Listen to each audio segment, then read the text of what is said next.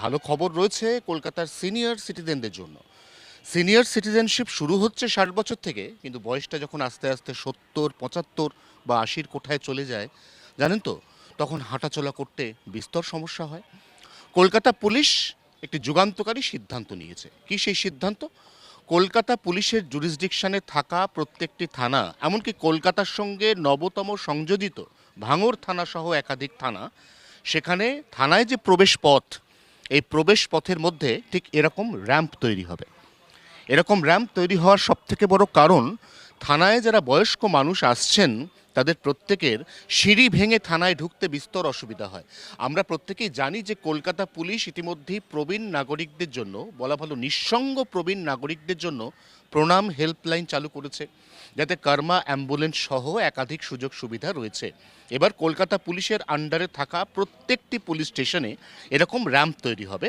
একদম আমরা দেখতে পাচ্ছি এই মুহূর্তে উল্টোডাঙ্গা থানার সামনে দাঁড়িয়ে, এই যে মেন রাস্তা, এই মেন রাস্তা থেকে একদম এই সোজা পথ ধরে আপনি ধরতে পারছেন এই র্যাম্প।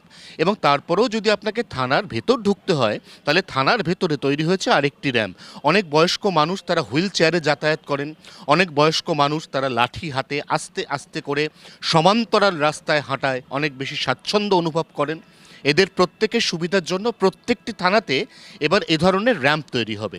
উল্টোডাঙ্গা থানার ক্ষেত্রেও প্রবেশপথে একদম আগে ছিল এরকম সিঁড়ি, কিন্তু সাম্প্রতিককালে, বলা ভালো কয়েক মাস আগে তৈরি হয়েছে এরকম র্যাম্প, যে র্যাম্প প্রবীণ নাগরিকদের পুলিশ স্টেশনে ঢোকা এবং বেরোনোর ক্ষেত্রে বাড়তি সুবিধা প্রদান করবে বলে মনে করেছেন কলকাতা পুলিশের নবনিযুক্ত নগরপাল সুপ্রতিম সরকার।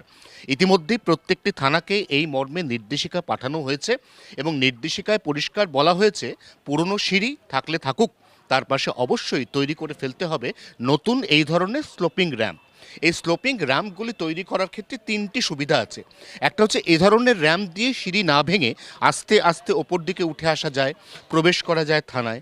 আবার থানার মধ্যে প্রবেশ করার ক্ষেত্রে থানার যে মূল বিল্ডিং, যদি সেখানে কোনো প্রবীণ নাগরিক প্রবেশ করতে চান, তাহলে তার ক্ষেত্রেও কিন্তু এ ধরনের র্যাম্প তাকে অনেকটা বাড়তি সুবিধা দেবে। এটাই কলকাতা পুলিশের প্রাথমিক অনুমান। নিঃসন্দেহে কলকাতা পুলিশের এই সিদ্ধান্ত প্রবীণ নাগরিক, বিশেষ করে যারা 70 বা 80-র কোঠায় বিলং করেন, তাদের পুলিশ স্টেশনে এসে পুলিশের আনুষঙ্গিক যে কাজকর্মগুলো রয়েছে, কোনো কমপ্লেন লেখানো, পাসপোর্টের ভেরিফিকেশন, এই ধরনের কাজের ক্ষেত্রে তারা যখনই থানায় আসতে চাইবেন, তখন থানায় ঢোকা বেরোনোর ক্ষেত্রে তাদের যাতে আর নতুন করে কোনো অসুবিধা ফেস করতে না হয়, সেই ব্যবস্থাই এনশিওর করার চেষ্টা চলছে কলকাতা পুলিশের পক্ষ থেকে।